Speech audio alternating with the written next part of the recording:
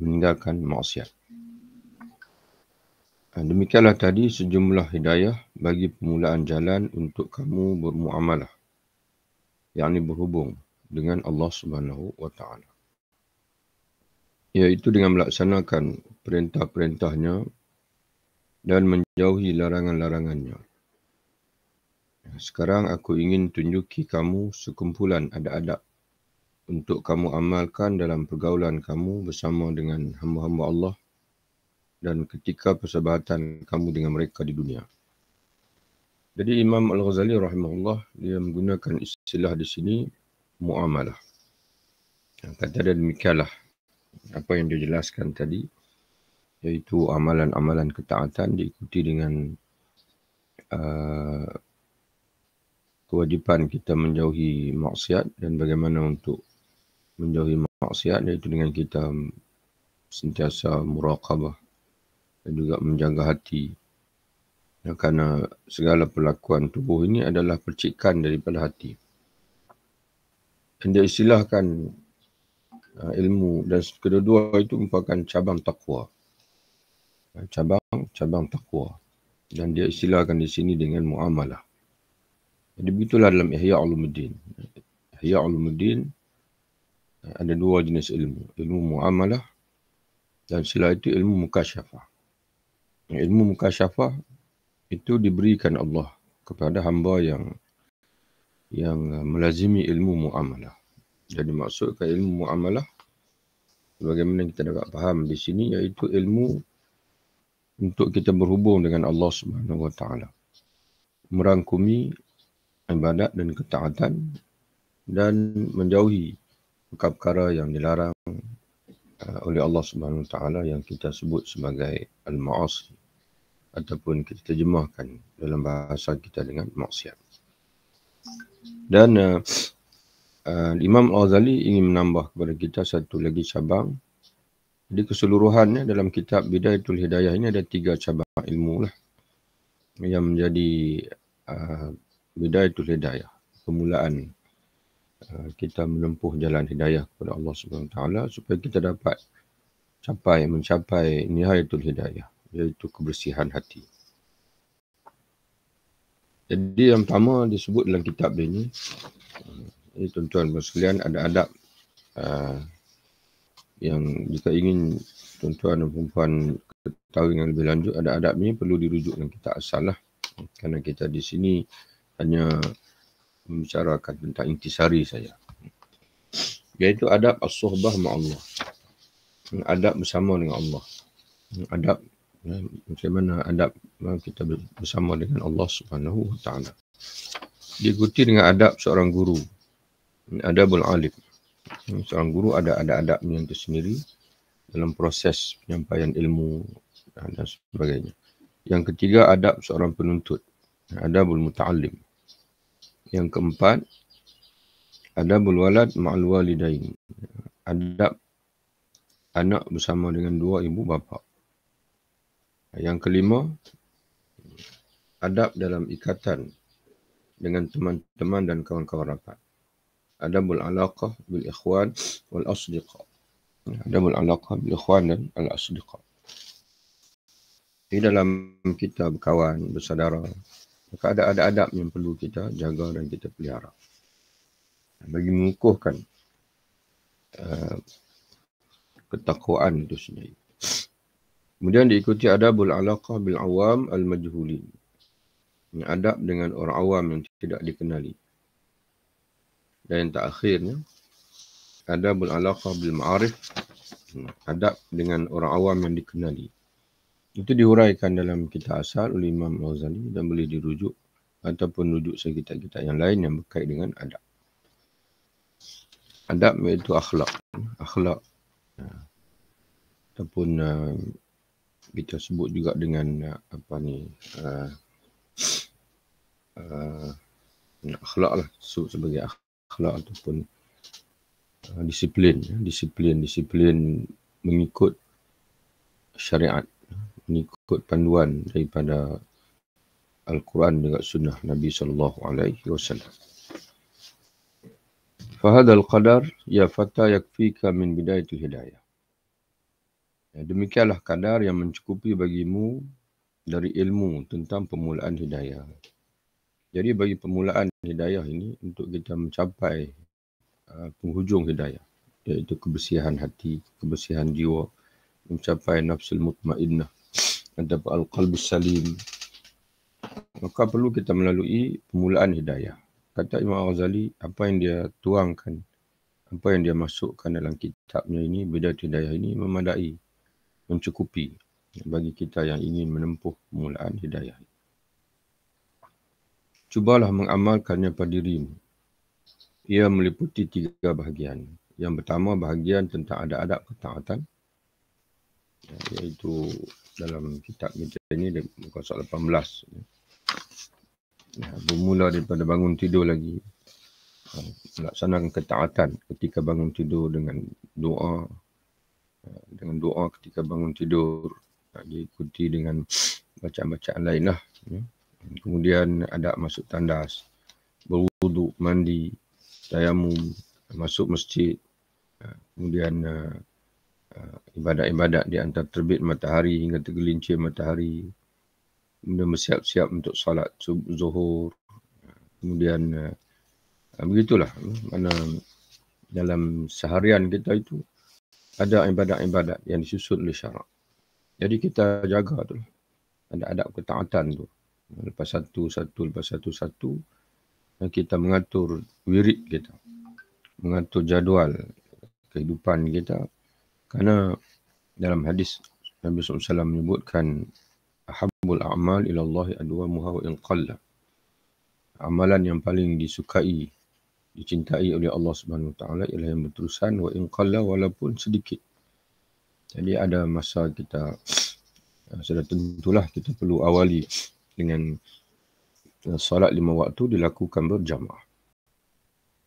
Seorang Muslim, terutama sekali orang lelaki, dia mesti dekat dengan masjid.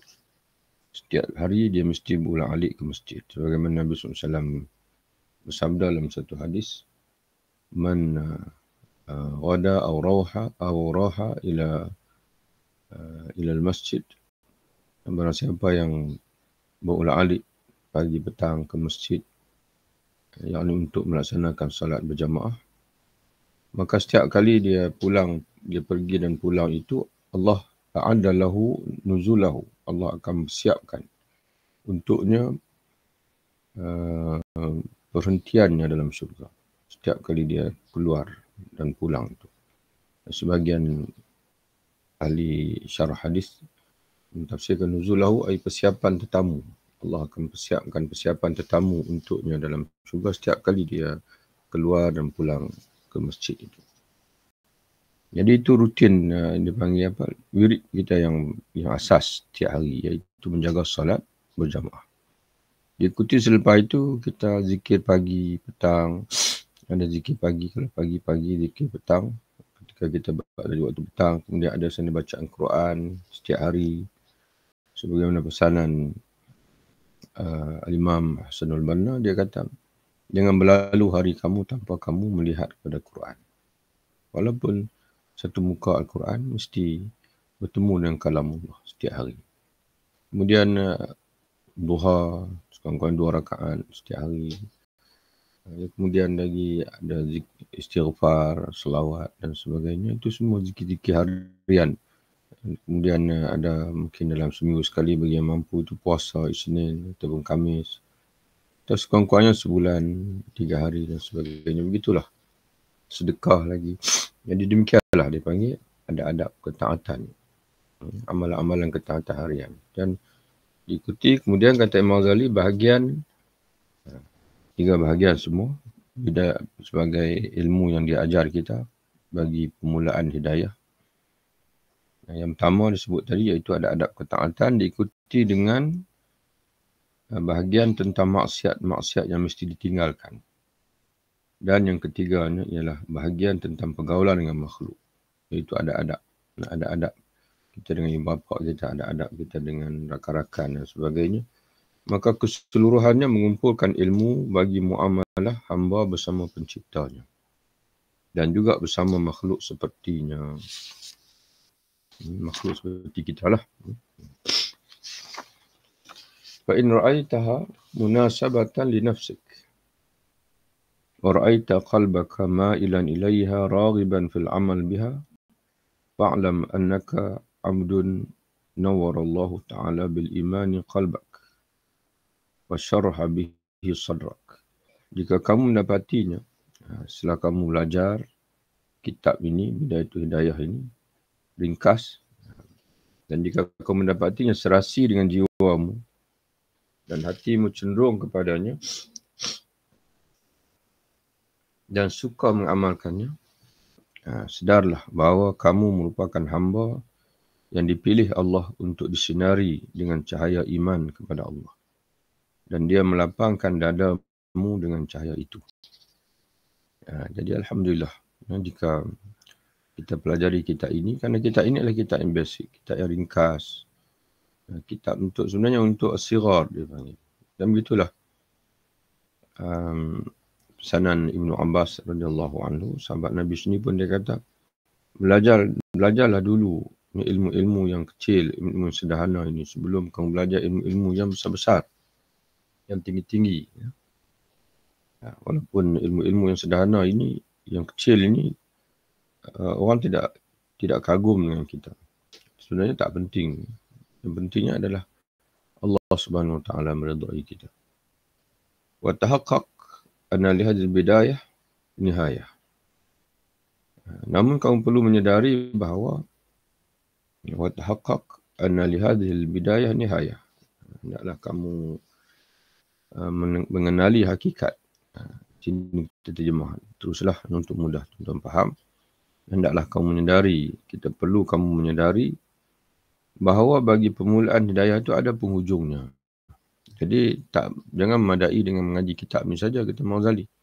Karena ini baru bidayatul hidayah, permulaan hidayah. Dan bagi permulaan itu sudah tentu ada penghujung. Setiap permulaan itu sudah tentu ada penghujungnya. Di mana di belakangnya terdapat banyak lagi rahsia. Ilmu-ilmu yang lebih dalam dan pendedahan dari Allah sendiri. Pendedahan dari Allah sendiri itu disebut mukasyafah. Nawal mukasyafat. Kami telah titipkannya dalam kitab Ihya Ulumuddin, maka berusahalah memperolehinya dari kitab itu. Wassalamualaikum warahmatullahi wabarakatuh. Walhamdulillahi awalan wa akhiran wa zahiran wa batinan. Wala hawla wala quwata illa billahil aliyyil azim. Wa sallallahu ala sayyidina Muhammadin wa alihi wa sahbihi wa sallama tasliman katsira. Salam sejahtera ke atas kamu, rahmat Allah serta barakahnya. Segala pujian milik Allah awal dan akhir, zahir dan batin. Tiada perancangan dan daya untuk menjayakannya melainkan dengan bantuan Allah, Zat Maha Tinggi lagi Maha Agung. Semoga Allah melimpahkan selawat dan salam sebanyak-banyaknya ke atas penghulu kita, Nabi Muhammad SAW, ahli keluarga dan para sahabat baginda. Jadi Alhamdulillah, tuan-tuan sekalian, selesai kita daripada kitab ini dalam 5 siri. Bagi tuan-tuan yang ingin mengulang kaji semula, boleh ulang kaji insyaAllah. Dan bagi yang dapatkan kitab ini, perlu bagi alamat lah. Masuk ke alamat, insyaAllah nanti akan post kitab itu insyaAllah. Kitab ini. Intisari ini. Dan bagi tuan-tuan sekalian yang ada kitab yang asal, tuan-tuan terjemahan lah. Terjemahan yang paling baik lah. Wallahualam. Yang setakat yang semak dan perhatikan. Ialah yang diusahakan oleh Allahyarham Ustaz Fahmi Zamzam. Yang berkat terjemahan itu. Diterbitkan oleh Khazanah Banjariyah. Dan ini edisi Rumi. Ini edisi Rumi dia. Ada 2 edisi Jawi pada edisi Rumi pada. Terjemahan Ustaz Fahmi Zamzam ni memang inilah. Alhamdulillah. Terjemahan kan dia juga orang alim. Ada setengah terjemah ini dia pandai bahasa tapi tidak alim. Jadi kadang-kadang dia silap dalam mengandaikan maksud. Dari segi istilah syarak itu. Walaupun betul dari sudut istilah bahasa. Tapi kadang-kadang istilah dari sudut fiqh, istilah dari sudut ilmu itu agak berbeza dengan istilah bahasa. Jadi kalau tuan-tuan sudah ada kitab ini, tak perlu lagi lah intisari, kerana intisari yang anda buat itu diambil daripada kitab asal. Kalau diterjemah pun lebih kurang jugalah dengan yang ini. Tapi kalau tuan-tuan memang berhajat pada intisari yang kita baca itu, tuan-tuan dan puan boleh berikan alamat. Nanti bila anda print, akan hantarkan insya-Allah. Wallahu a'lam bissawab. Di sinilah kita pertemuan kita berakhir di sini insya-Allah untuk siri ini, 5 siri alhamdulillah. Dan kita jumpa lagi lah balik pada kitab Mustakhlas kita insya-Allah subhanahu. Kita sambung kitab Mustakhlas, kemudian kalau ada diskusi ataupun kita ingin mencelah dengan kitab-kitab lain, kita akan mencelah dalam 2-3 siri. Tapi dari segi kuliah tetapnya menggunakan Al-Mustakhlas fi Tazkiyatul Anfus yang juga merupakan intisari daripada Ihya Ulumuddin. Wallahu a'lam bissawab. Assalamualaikum warahmatullahi wabarakatuh. Waalaikumsalam. Terima kasih Ustaz. Assalamualaikum. Selesai. Jumpa lagi insya-Allah.